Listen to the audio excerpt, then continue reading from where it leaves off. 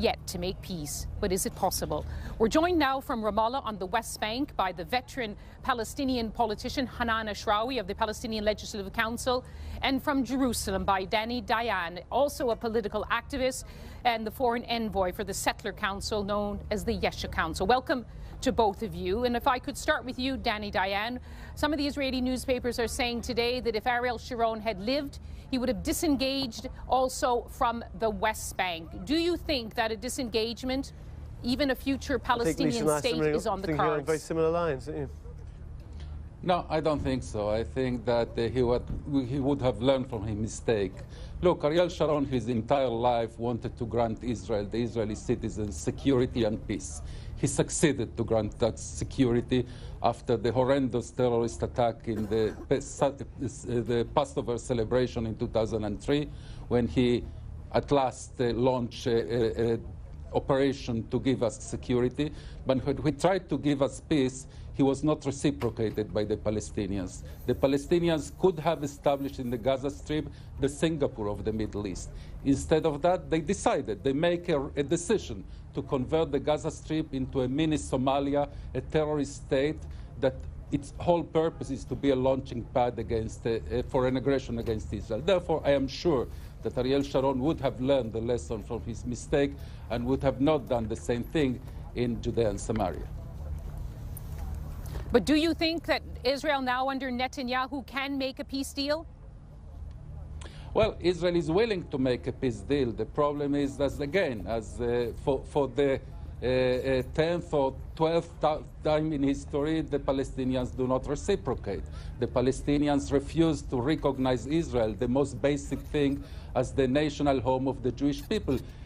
As a matter of fact, they refuse to recognize the existence of a Jewish nation that has roots in this land.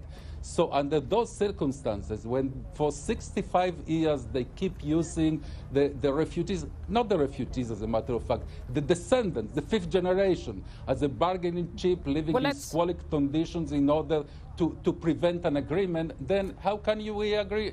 You need two to tango this. Well, let's bring in Hanan Ashrawi. Hanan Ashrawi, as you know, the U.S. Secretary of State John Kerry is trying to bring Israelis and Palestinians to a framework deal, if not a final peace deal. Do you think it will happen this time? I think it's extremely difficult if such a deal includes Israeli ideological preferences, like this new additional precondition of recognizing Israel as a Jewish state, having recognized it in 1993. I think they should ask the whole world to re-recognize Israel or change their name, number one. Number two, if the U.S. allows for continued Israeli impunity, use of violence, continued annexation of land, the theft of our land, and the annexation of Jerusalem and transformation of Jerusalem and the building of settlements. If Israel continues with these violations, no peace agreement can incorporate not just such blatant illegalities, but also such an injustice that will create even further violence. The thing is, do we want to end the occupation? Do we want to have Israel comply with international law and the requirements of peace? Or is this just another exercise to buy more time for Israeli unilateralism and violence, which of course Sharon was the greatest symbol for, having used it all his life on the basis of power politics. When you have 46 years of impunity, of violence, of control, of power politics without any accountability or intervention, the only way to have real peace is to undo all these issues that lead to violence and instability.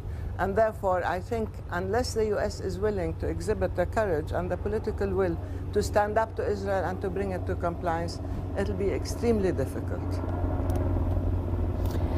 Courage and political will, that's it's being said, is needed by leaders and by peoples on both sides. I'm sorry, we don't have more time to continue this debate, but Hanan Ashrawi in Ramallah, Dayan in Jerusalem, the world, and indeed Israelis and Palestinians will be watching in the months to come. And that's all from us here in southern Israel.